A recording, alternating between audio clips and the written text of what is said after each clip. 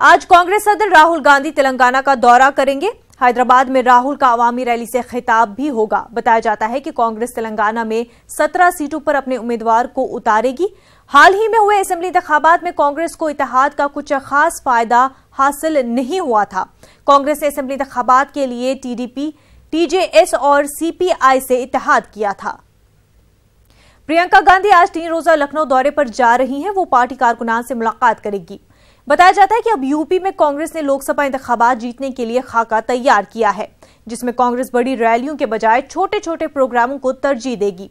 वहीं road show का root ऐसा रखा जाएगा ताकि ज्यादा से ज्यादा लोकसभा हलकों तक रसाई मुमकिन हो सके। आपको बता दें कि मशरकी यूपी की जनरल सेक्रेटरी प्रियंका गांधी कल ही लखनऊ जाने वाली थी, लेकिन अचानक उनका दौरा रद्द कर दिया गया था।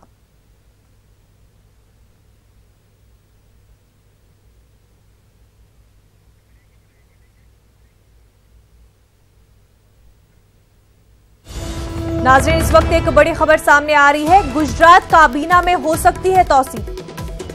कांग्रेस से बीजेपी में शामिल हुए जवाहर चावड़ा को काबीना में मिल सकती है जगह। मांजलपुर के बीजेपी रुकने असेंबली योगेश पटेल को भी काबीना में किया जा सकता है शामिल। नाज़रीन, आपको बता दें, इस वक्त की बड़ी खबर गुजरात से है। गुजरात काबीना में तौसी हो सकती है। आपको बता दें कि कांग्रेस से बीजेपी में शामिल हुए जवाहर चावड़ा को काबीना में जगह मिल सकती है।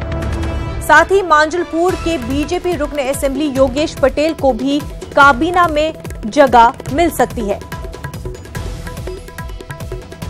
नाज़रीन, गुजरात काबीना में तौसी हो सकती है। आपको बता दें, कांग्रेस से बीजेपी में शामिल हुए जवाहर चावड़ा को काबीना में शामिल किया जा सकता है।